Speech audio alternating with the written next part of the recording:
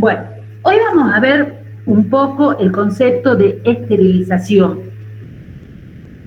porque ustedes en sus prácticas diarias seguramente van a escuchar mucho este término, que en el área de salud se lo utiliza mucho, porque como viendo las clases anteriores, tenemos microorganismos en todos lados y algunos de ellos pueden aprovechar ciertas situaciones para ingresar dentro del ser humano. Y esas situaciones siempre tienen que ver con prácticas que normalmente en el área de salud se realizan, como pueden ser las curaciones, como pueden ser las cirugías, como pueden ser los análisis, ¿sí? O sea, que en sitios como los laboratorios, como los quirófanos, e inclusive en las mismas ambulancias, cuando se traslada algún paciente, es necesario mantener la esterilización. La esterilización se define como el proceso que destruye toda la flora microbiana y sus esporas, así como también los virus, ¿sí? Y también cualquier forma de forma bacteriana. Y específicamente nosotros hacemos hincapié en las esporas, porque no sé si se acuerdan, cuando veíamos las esporas, eran formas de resistencia y de diseminación de ciertas bacterias, pero que estas formas de resistencia tenían una alta capacidad de resistir condiciones adversas. Entonces, cuando nosotros aplicamos calor, lo que es la célula vegetativa, es decir, la forma bacteriana que se multiplica, esa rápidamente se elimina a 70 grados, por ejemplo. Pero las esporas, que son estas formas de resistencia, que decíamos que son similares a las semillas, ¿se acuerdan que yo les decía? Y que también nos tienen los hongos, son las formas más resistentes. Entonces, la esterilización es toda forma microbiana, bacteriana, de hongos y de virus, ¿sí? Eso es la esterilización. Y esos ambientes, como les decía, son los que se requieren en una sala de quirófano, por ejemplo, ¿sí? O cuando, a ver, esperen un segundito que me están llamando por teléfono, esperen que corto el teléfono, esperen un segundo, si no...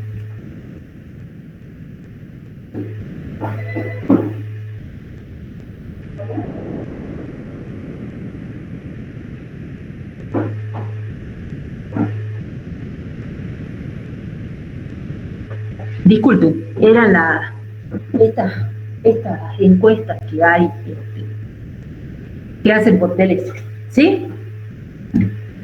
Entonces, ¿cuándo decimos que un producto es estéril? ¿Sí?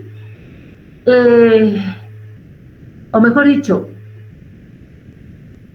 la probabilidad, nosotros decimos que el producto es estéril cuando la probabilidad de que un microorganismo esté presente en forma activa o latente, activa sería la célula vegetativa o latente sería la espora, es igual o menor de 1 en 1.000.000. Es decir, que no hay probabilidad de que exista una forma que se pueda multiplicar, ya sea bacteria, ya sea virus y ya sea hongos. ¿Se entiende esto? ¿Se entiende, chicos? Yo no lo puedo ver. Sí, profe. Bien, ¿sí? O sea que un producto estéril es un producto que no tiene ninguna forma de vida.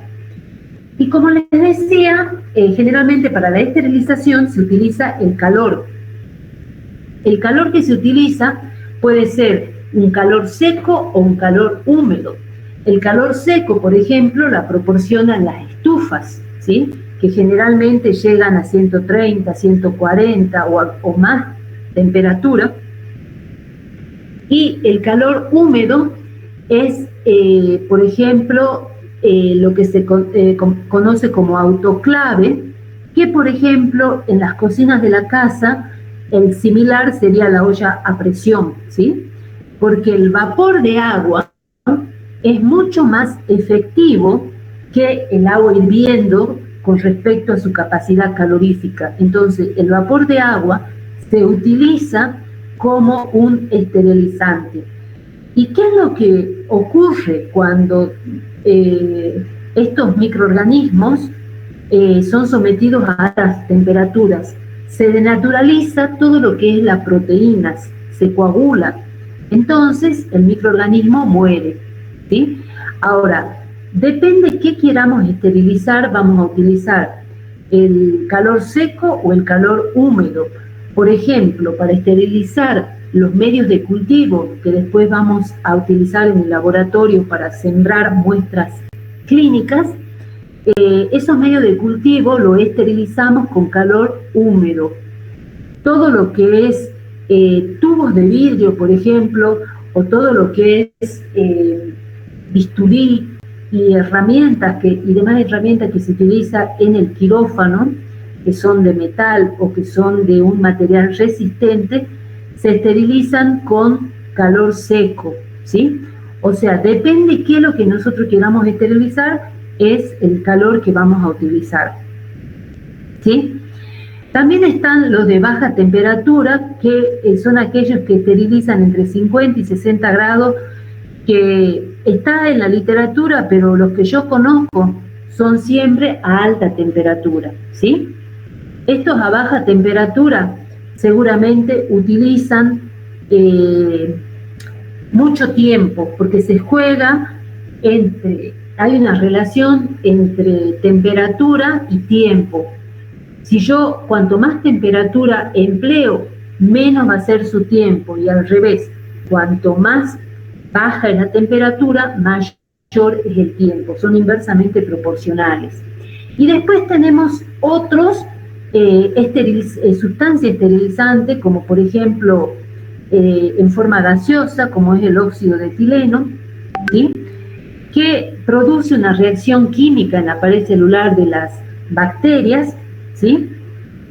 Pero el problema de la utilización del óxido de etileno es que es tóxico, es cancerígeno, ¿sí? Entonces hay que airear muy bien los lugares en donde se utiliza este gas. También tenemos en forma líquida, como el ácido peracético, ¿sí? Y también tenemos el peróxido de hidrógeno, ¿sí? Que lo que tiene el peróxido de hidrógeno es que tiene un periodo, un tiempo de esterilización corto y amigable. Corto porque enseguida mata la bacteria, y amigable porque no tiene ninguna toxicidad, a diferencia del uso del óxido de etileno, ¿sí? Y hay algunos conceptos que es importante diferenciar, porque no es lo mismo esterilizar que desinfectar, por ejemplo, ¿sí? Porque cuando hablamos de desinfectar, es la eliminación de la mayoría de los microorganismos, pero no de las formas resistentes. En cambio, la esterilización, acuérdense que es la total, la que involucra tanto las células bacterianas, las células vegetativas, como las esporas. Y una forma hay un micrófono abierto, no sé de quién es, y una forma de desinfección es la antisepsia. Es decir, la antisepsia destruye los microorganismos de todo lo que son tejidos orgánicos. La antisepsia se usa para desinfectar la piel, las mucosas, ¿sí? ¿Se entendió entonces, chicos, la diferencia entre esterilización y desinfección? Sí, profe. Profe, ¿puede volver a explicar, por favor? Sí. La esterilización, entonces, es la eliminación de las formas activas y latentes de los microorganismos, es decir, las células vegetativas y esporas de bacterias y hongos, y virus también. O sea, es la eliminación total de cualquier tipo de microorganismos, ¿sí? En cambio, la desinfección es la eliminación de las formas activas, es decir, de las células vegetativas. Hay una disminución del número de bacterias, pero no hay una eliminación total, ¿sí? La desinfección, cuando la hacemos sobre superficies orgánicas como pueden ser la piel y la mucosa, se denomina antisepsia, ¿sí?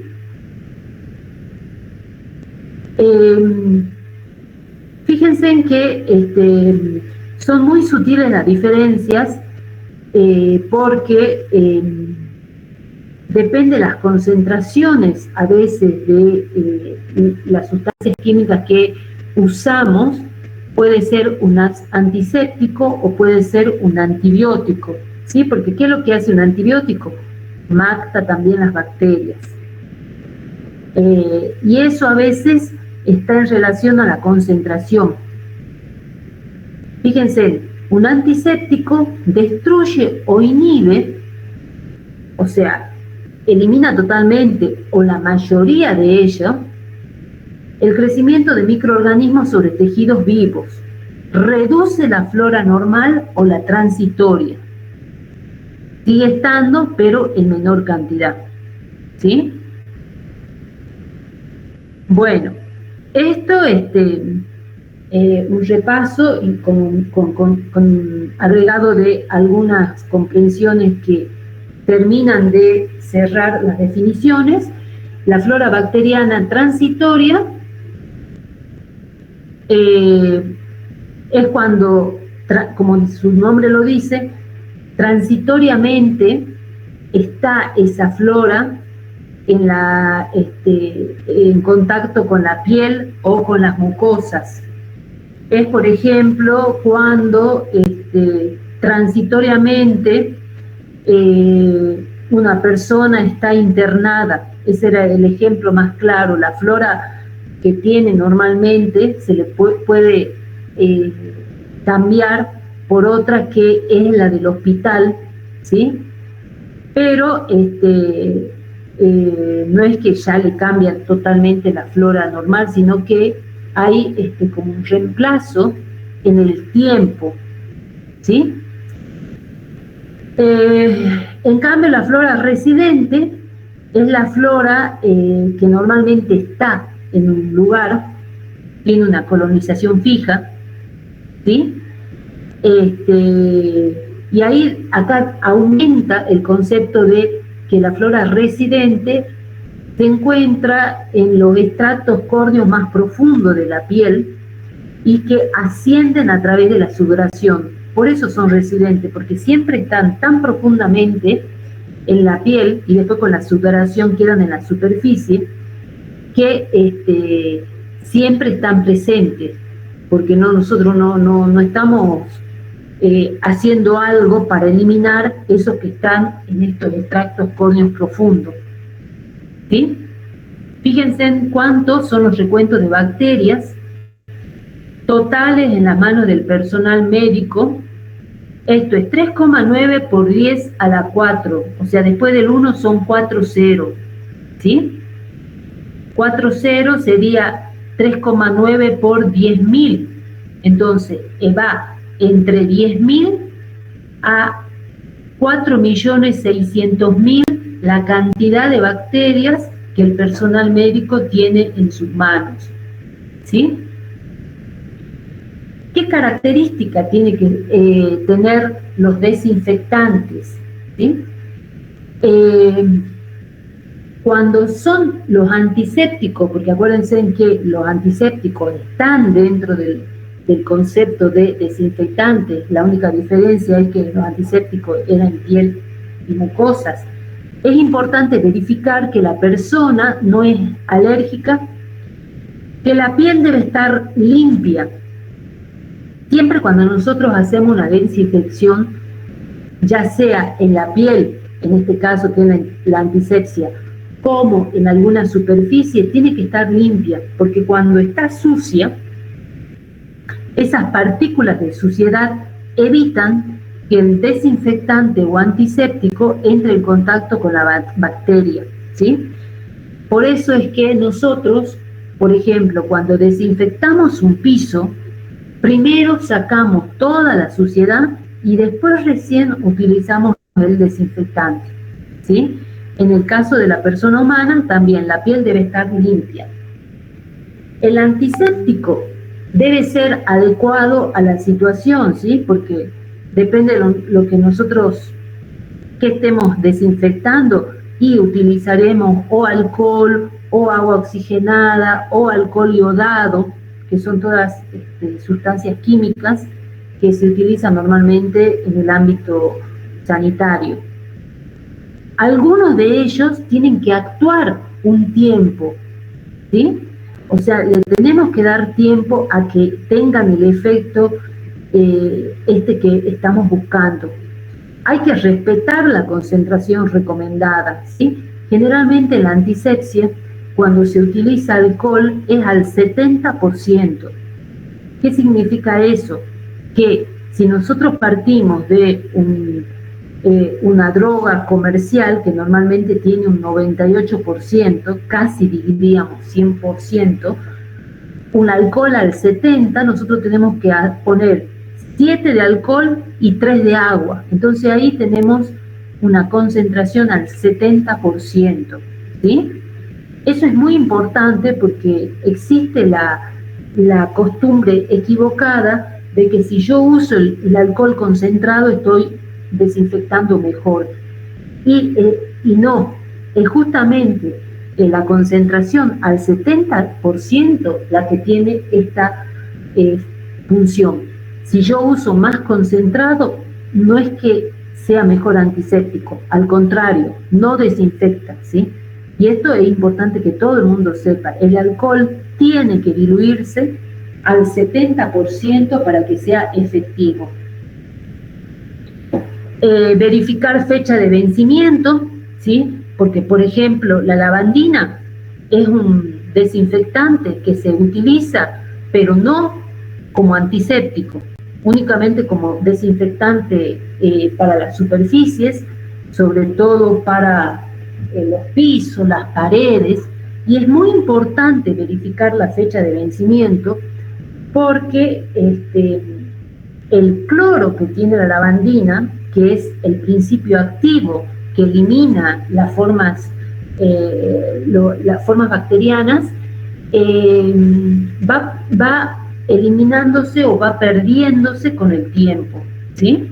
Entonces es importante cada vez que yo compro una lavandina ver la fecha de vencimiento, porque si yo lo tengo más de ese plazo, entonces tampoco tiene su acción desinfectante.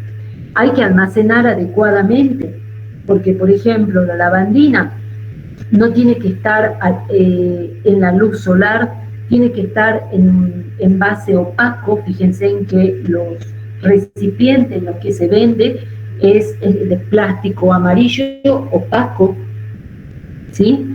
Es importante no trasvasar ni rellenar envases por el peligro que puede significar confundir, y de hecho ocurren este tipo de accidentes cuando yo creo que es agua y es agua lavandina, y el niñito que no sabe se toma esa lavandina, ¿sí? Y en el caso de los desinfectantes, no contactar envases con piel, con gasa, etcétera, porque son altamente tóxicos, ¿sí? Bueno, y ahí ustedes tienen los productos más utilizados. A ver, que suba esto. El alcohol al 70%. El mecanismo de acción es que desnaturaliza las proteínas, ¿sí? Actúa muy bien sobre bacterias gram positivas, gram negativas, no tan bien o no tan efectivamente contra virus, micobacterias, hongos, no deja acción residual porque rápidamente se evapora, tiene una velocidad de acción rápida, la inactivación es moderada y su efecto tóxico es la sequedad y la irritación, ¿sí? La clorhexidina, que esto se vende, ¿sí? Esto comercialmente ustedes lo van a encontrar en los farmacitis y demás, que es al 2 o al 4%, el mecanismo de acción es que rompe las membranas celulares y fíjense, tiene muy buena acción sobre los gram positivos y similar los gram negativos, los virus y muy poquito sobre las micobacterias y los hongos.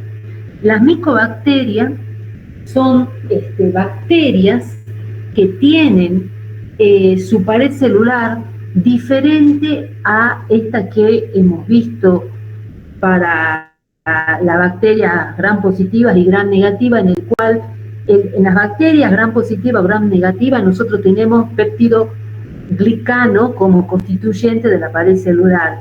En cambio, en las micobacterias lo que tiene es el ácido micólico.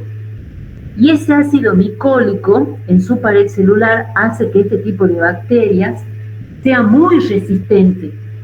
Y por eso, por ejemplo, para poner de manifiesto esta bacteria, nosotros utilizamos un decolorante bastante fuerte, más fuerte que para las bacterias comunes, por este ácido micólico que tiene, ¿sí? Sí deja una acción residual, la velocidad es intermedia, ¿sí? Y la toxicidad es que produce ototoxicidad, es decir, problemas en los oídos, queratitis en los ojos o problemas en la piel, ¿sí? Y después la iodopovidona, que también se utiliza en los hospitales, lo que provoca es la oxidación de proteínas. Allí ustedes tienen la acción sobre los distintos tipos de microorganismos. Deja una pequeña acción residual y generalmente sus efectos tienen que ver con la piel, ¿sí? Yo me acuerdo, no sé si les conté a ustedes o al otro grupo, que cuando yo me recibí y empecé a trabajar en el Pablo Soria, me acuerdo, trabajaba con los recién nacidos. Y los recién nacidos hay que lavarse la mano con cada uno de ellos. Es decir, yo no puedo lavarme la mano al entrar al servicio de neonatología y que me sirva para todos los bebés. No. Yo con cada bebé me tenía que lavar la mano con iodopovidona.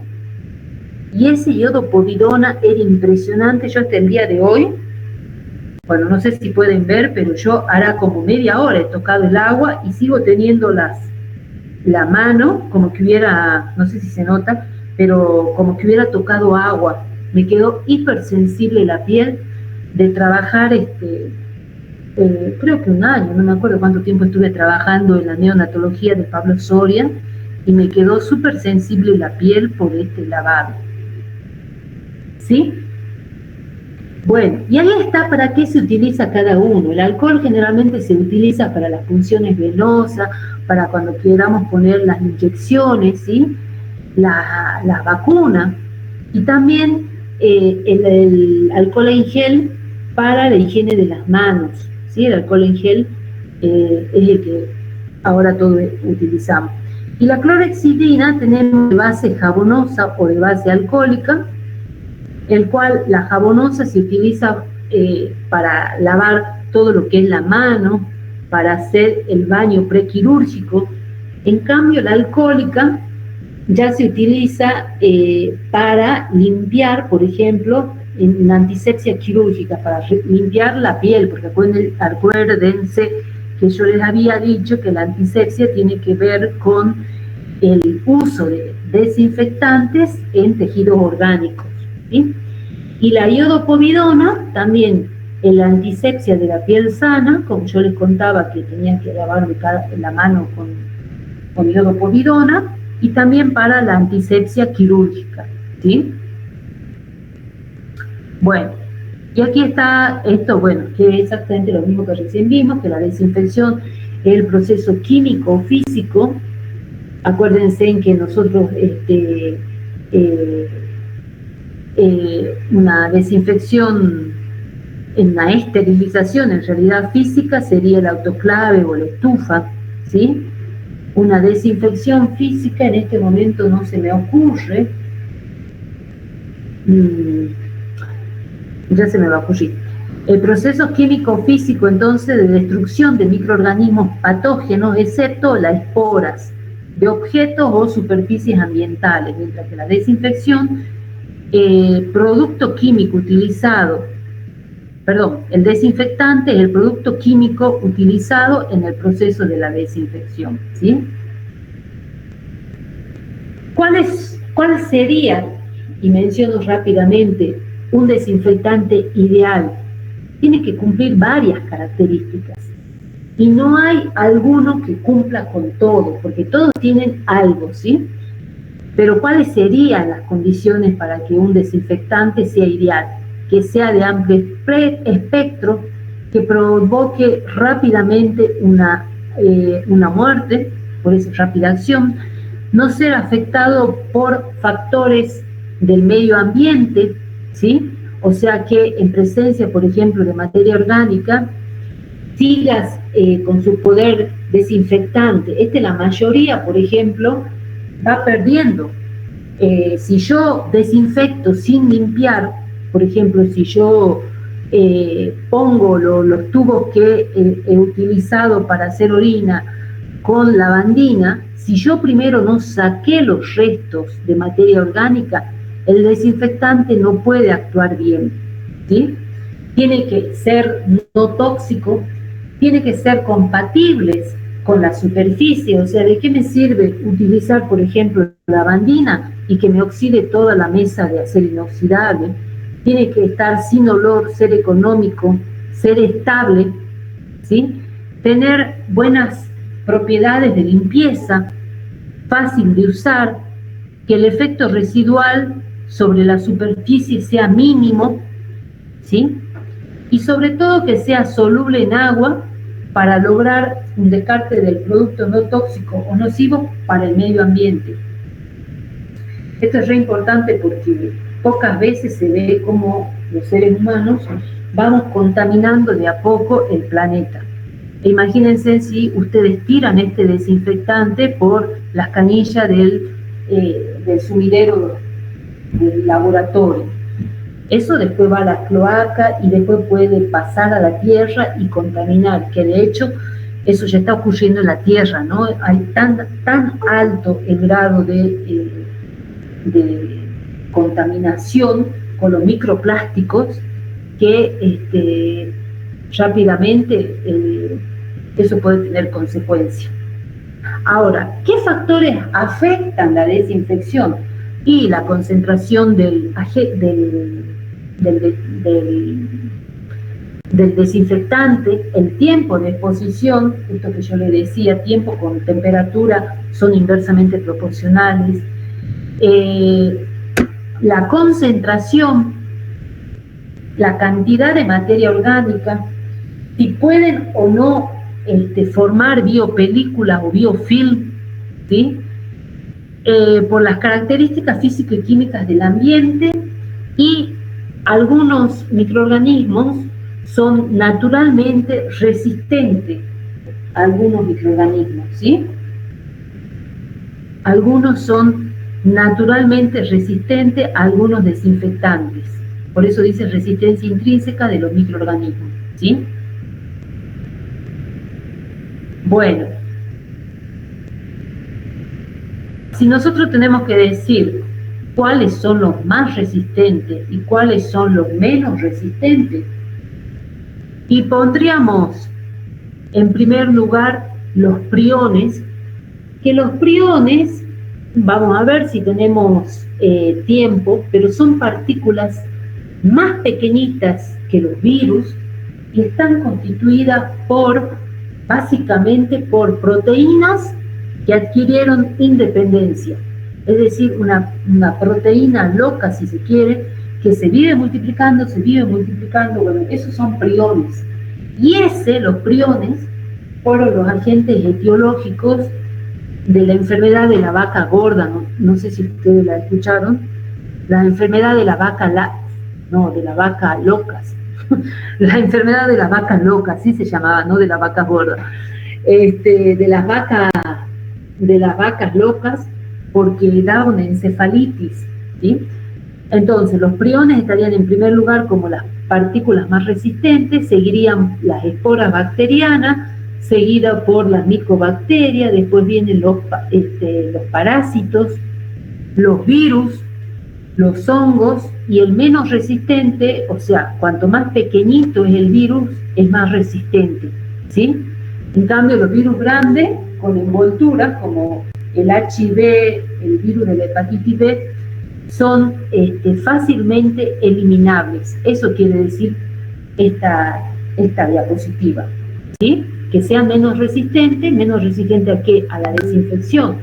O sea que cualquier desinfección es muy buena para eliminar los virus grandes como el HIV y el virus de la hepatitis B. El HIV y el virus de la hepatitis B, sí. Bueno, y entonces, fíjense que acá clasifica la desinfección como de bajo nivel, de nivel intermedio y de alto nivel.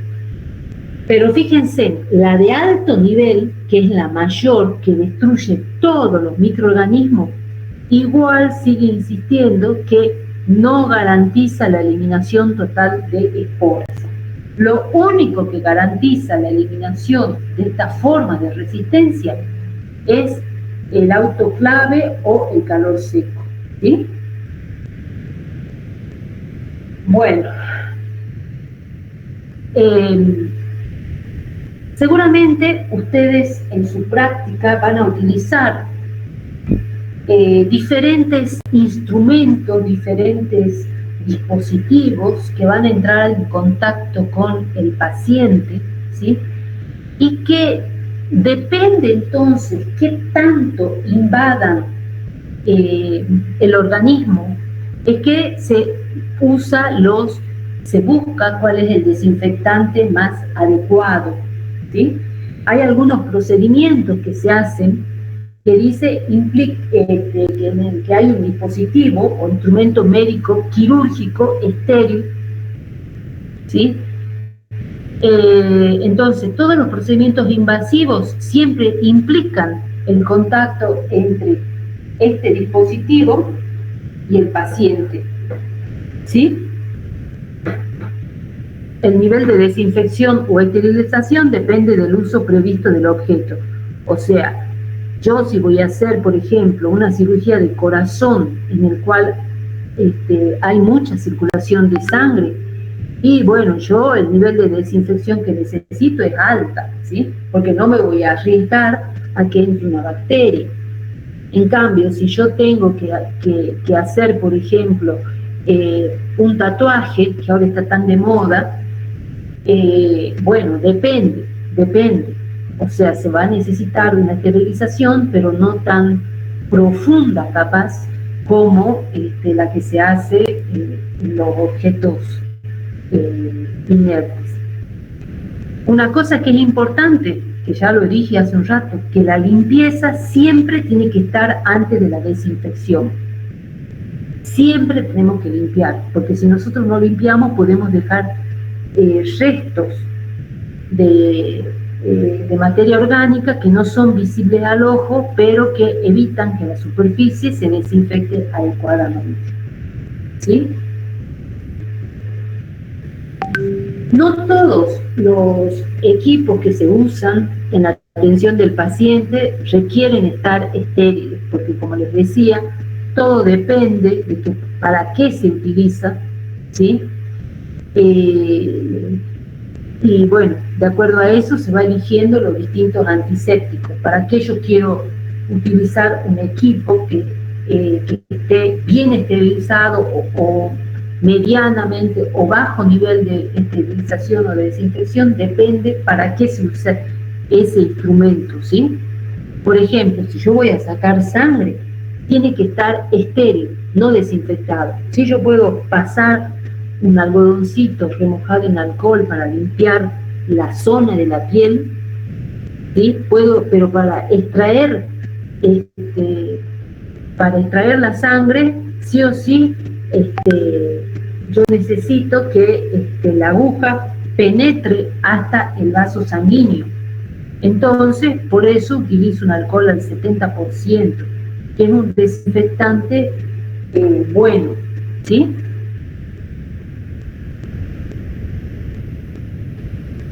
Bueno, entonces, vamos a tener también niveles de desinfección que pueden ser no crítico, semicrítico y crítico. Y hoy ustedes ven que el que no es crítico, ¿sí?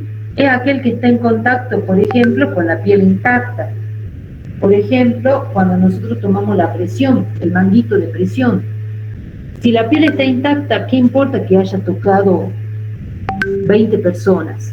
Pero no ahora, porque ahora como estamos con coronavirus, uno no se puede tocar. Pero si hubiéramos estado en otra época, tranquilamente el nivel de desinfección va a ser no crítico. ¿Sí? Ahí dice una desinfección de mediano y bajo nivel. En cambio, en semicrítico, el objeto está en contacto, además de con la piel, con la mucosa. Y la piel no está del todo sana. Eso es, por ejemplo, cuando se ponen los endoscopios, cuando se ponen los laringoscopios, ¿sí? En el cual, fíjense, el endoscopio entra y va en contacto con la mucosa y la piel intacta, ¿sí? Entonces, en ese tipo de situaciones, yo voy a necesitar una desinfección de alto nivel. Y después, un crítico, ya hablamos de esterilización. Todo lo que utilicemos entran en contacto con zonas estériles. Entonces no me puedo arriesgar a que hacer una limpieza así nomás en algo que después voy a utilizar, por ejemplo, en la cirugía en una cirugía. ¿Sí? ¿Se entendió esto que estoy dando, chicos, hasta ahora?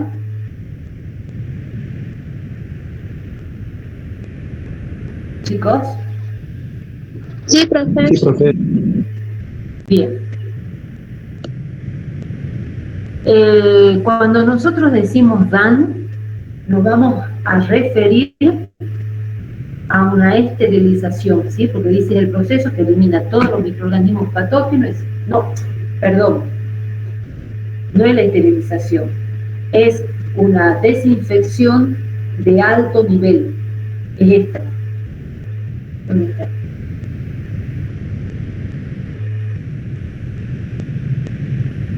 Esto, ¿sí? Desinfección de alto nivel, porque es un nivel que al siguiente ya sería esterilización, ¿sí? Y que la diferencia está en una desinfección de alto nivel, lo que no incluye son las esporas. Ay, estoy retrocediendo.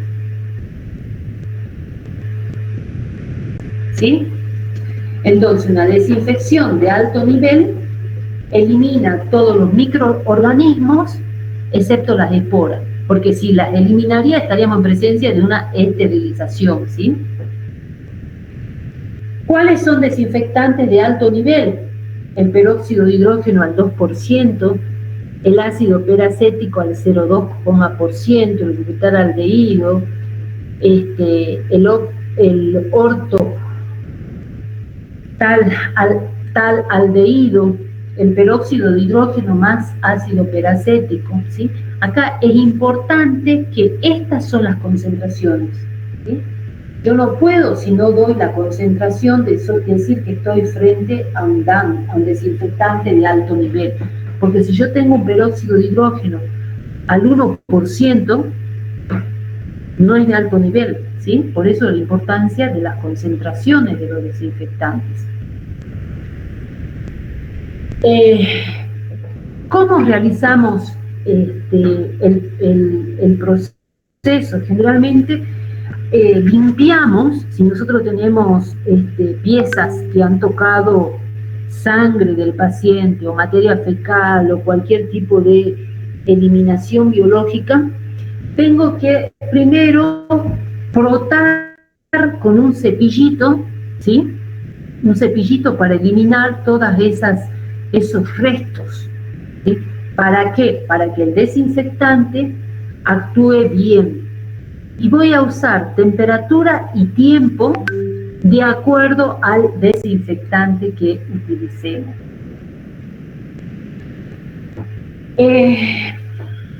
Pero ¿qué es lo que ocurre? La capacidad de formar los biofilm o biopelículas. Que los biofilm o biopelículas, como su nombre lo indica, es como una capita que recubre y que muchas veces es invisible a los ojos. Son comunidades de colonias y virus que están estrechamente unidas a superficies inanimadas. Por eso estos biofilm se forman, por ejemplo, en las sondas, y por ello después de determinado tiempo hay que cambiar la sonda. Se puede formar en tubuladuras, por ejemplo, ¿sí? O sea, siempre tiene que haber una matriz inerte, que ya sea, puede ser madera, puede ser acero inoxidable, etc. Y sobre eso se va adhiriendo las distintas bacterias, y son sumamente difíciles de retirarlas. ¿Cómo ocurre este proceso? Porque hay sobre la superficie, ¿sí? Sobre cualquier superficie, hay las proteínas, cuando hay una sustancia orgánica, las proteínas quedan, y eso hace que sea atraído la bacteria a ese sitio, y cuando viene una, empiezan a llegar las otras, porque es como que si las llamaran. Y a su vez, ese grupito de bacterias, que en el principio es poquito, libera hacia afuera exopolisacáridos que hacen como una estructura, y dentro de esa estructura se acomodan las bacterias, ¿sí? O sea que nosotros tenemos pequeñas comunidades, porque por esas estructuras circula agua, circulan los nutrientes. Es muy visto, por ejemplo, en las industrias de alimentos, por ejemplo, en las líneas de la leche, ¿sí? Que tiene que ser todo de acero inoxidable. En algún momento, cuando el flujo se detiene, por ejemplo, ahí las proteínas se depositan en el fondo, y eso facilita y llama a otras bacterias que están en un estado plancton, que se llama, o un estado libre, pasan a un estado sésil, que es este estado quieto, en donde la bacteria se multiplica, y en este caso forma estas estructuras que son muy difíciles de eliminar. Fíjense en que si se arma un biofilm, la acción de los desinfectantes es nulo. ¿Por qué? Porque no puede entrar el desinfectante en esas estructuras. Miren, un claro ejemplo de un biofilm es el sarro. El sarro de los dientes es un biofilm. Ocurrió esto. Se fueron juntando bacterias, y después hizo un pegote que no hay forma de sacarlo, ¿sí? Bueno, eso no importa, pero era para ver cómo se preparan las distintas concentraciones del agua lavandina y cómo tenemos la solución al 0,1, al 0,5 y al 0,2%, ¿sí? Cómo son las formas de expresar. Bueno, ¿tienen alguna preguntita sobre esto que les expliqué, chicos? ¿Qué ha pasado? ¿Se redujo? 5 alumnos se escaparon, sí. ¿Puede volver a explicar lo que es el biofilm? El biofilm es como una película que se forma sobre las superficies inanimadas, ¿sí? Los biofilm son, por ejemplo, los sarros en el ambiente, es un biofilm.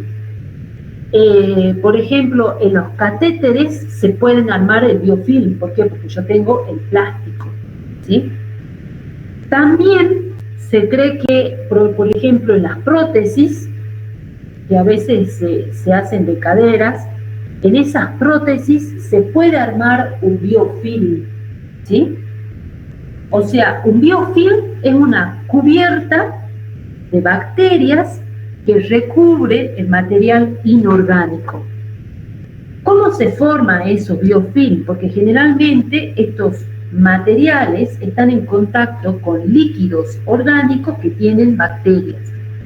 Por ejemplo, en nuestra boca, nosotros tenemos saliva, ¿sí? O sea, es un medio líquido en el cual están las bacterias, y que cuando nosotros comemos y no nos lavamos los dientes, esas proteínas que quedan depositadas en el diente atraen las bacterias de la saliva. Entonces, esas bacterias que estaban en un estado libre, si se quiere, o que tenían movimiento, estaban en un estado plancton, que se llama, pasan a un estado de inercia, que es el estado sésil, que es cuando ellos están dentro de esos como castillos. Porque si uno hace una foto, bueno, tendría que buscar, hay una foto de lo que es los biofilm, son como estructuras de exopolisacáridos, o sea, estructuras duras, y en el medio de los mismos que está retenida la bacteria. A la bacteria le sirve muchísimo estar en un biofilm. ¿Por qué?